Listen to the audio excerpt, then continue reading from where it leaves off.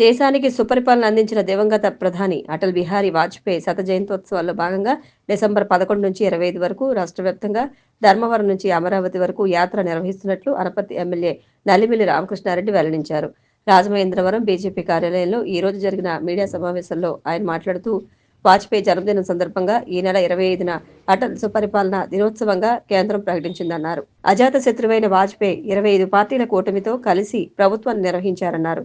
పనికి ఆహార పథకం, సర్వశిక్ష అభియాన్ లాంటి సంస్కరణలు ఎన్నో తీసుకువచ్చారన్నారు. అటల్ స్ఫూర్తిని ప్రపంచానికి చాటి చెప్పాలని ఆకాంక్షతో డిసెంబర్ 21న ఉదయం కాకినాడలో, సాయంత్రం రాజమహేంద్రవరంలో బహిరంగ సభలు నిర్వహించనున్నట్లు చెప్పారు. పరిస్థితుల్లో వాజ్పేయి గారి స్ఫూర్తిని అందరికీ అందివ్వాలి, ప్రపంచానికి అందివ్వాలి, భారతదేశంలో ప్రతి పౌరుడికి అందివ్వాలి.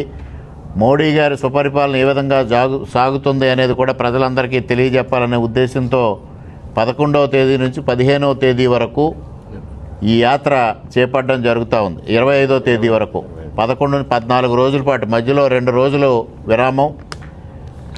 మొదటగా ధర్మవరంతో మొదలై చివరగా అమరావతితో పూర్తవుతుంది.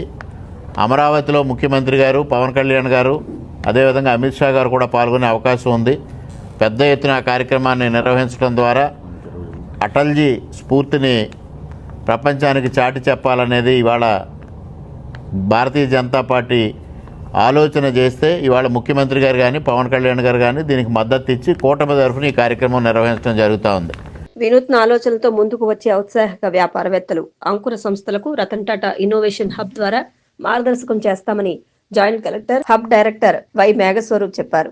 స్టార్టప్ ఆలోచనలు కలిగిన ఔత్సాహిక వ్యాపారవేత్తలకు అవగాహన, ప్రోత్సాహం కల్పించే ఉద్దేశంతో 3 రోజుల పాటు జరిగే స్పార్క్ కార్యక్రమాన్ని ఈ రోజు బొమ్మూరులోని రతన్ టాటా ఇన్నోవేషన్ హబ్ లో ప్రారంభించారు.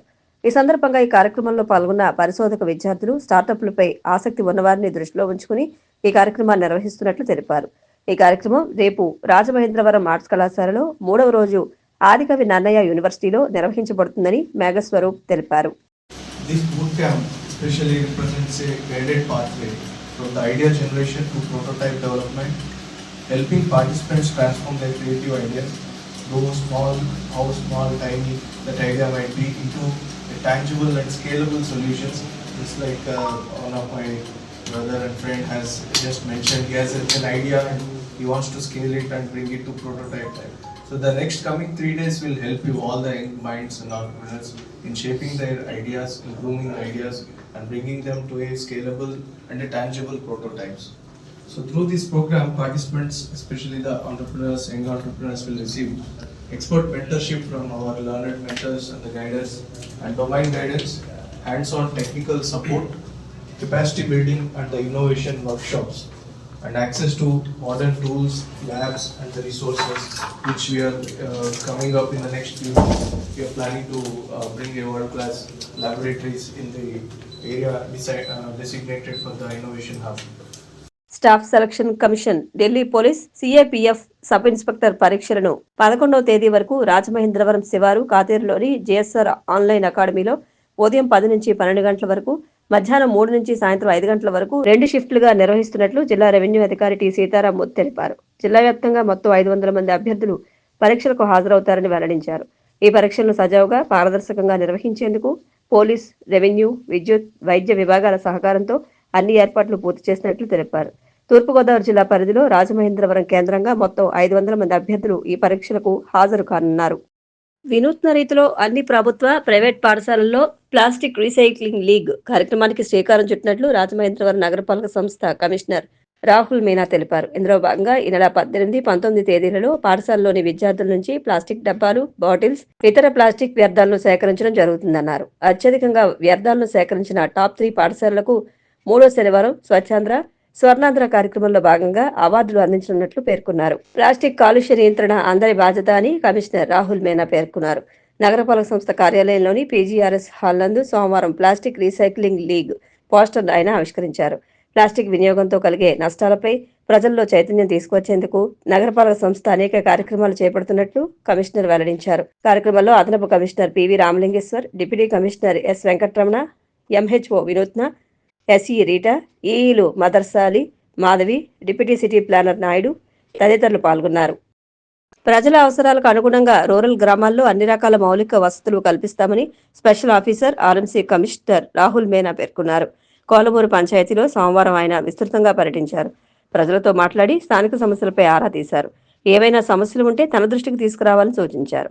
ప్రజలు లేవనెత్తిన సమస్యలను వెంటనే పరిష్కరించాలని సంబంధిత అధికారులను ఆదేశించారు. అలాగే పంచాయతీ పరిధిలో డ్రైనేజీ వ్యవస్థ అస్తవ్యస్తంగా ఉందని తొందరలోనే నూతన డ్రైనేజీ వ్యవస్థను ఏర్పాటు చేస్తామన్నారు.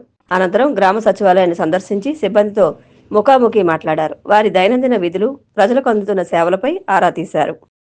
విలువ ఆధారిత పంటలతో పాటు సీజనల్ డిమాండ్, స్థానిక వినియోగ అవసరాల ప్రకారం సాగు చేస్తే రైతులు గణనీయమైన ఆదాయాన్ని సాధించవచ్చని కలెక్టర్ కీర్తి చేకూరి పేర్కొన్నారు.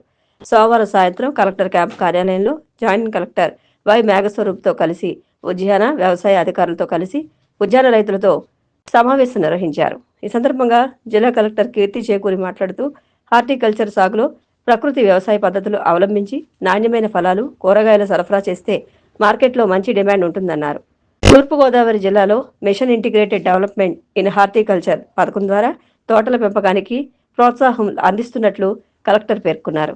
ఈ పథకం కింద పండ్లు, కూరగాయలు, సుగంధ మరియు ఔషధ మొక్కల సాగు, డ్రిప్ ఇరిగేషన్ వ్యవస్థ, నర్సరీ స్థాపన, కోల్డ్ స్టోరేజ్ సదుపాయాలపై 35% సబ్సిడీ అందుబాటులో ఉంటుందన్నారు. ఈ కార్యక్రమంలో జిల్లా హార్టికల్చర్ అధికారి ఎన్ మల్లికార్జునరావు, జిల్లా వ్యవసాయ అధికారి ఎస్ మాధవరావు, జిల్లా పరిశ్రమల అధికారి వనిధర్ రామన్, ఆదర్శ మరియు ఔత్సాహిక రైతులు, ఇతర అనుబంధ శాఖల అధికారులు, సిబ్బంది పాల్గొన్నారు. తెలంగాణ ముఖ్యమంత్రి కార్యాలయం గవర్నర్ నివాసం లోక్ భవన్ కు ఈ రోజు వచ్చిన బాంబు బెదిరింపు కలకలం రేపుతోంది. సీఎంఓ లోక్ భవన్ ను పేల్చేందుకు కుట్ర చేస్తున్నారని గవర్నర్ కార్యాలయానికి ఖాన్ అనే వ్యక్తి పేరిట మెయిల్ వచ్చినట్లు తెలుస్తోంది. లోక్ భవన్ సీఎంఓను వెంటనే ఖాళీ చేయించాలని మెయిల్లో పేర్కొన్నారు. దీంతో వెంటనే అప్రమత్తమైన అధికారులు రంగంలోకి దిగారు. హుటాహుటిన బాంబు స్క్వాడ్తో సీఎంఓ లోక్ భవన్ వద్ద తనిఖీలు చేపట్టారు. అలాగే బెదిరింపు మెయిల్పై పోలీసులు దర్యాప్తు చేపట్టారు.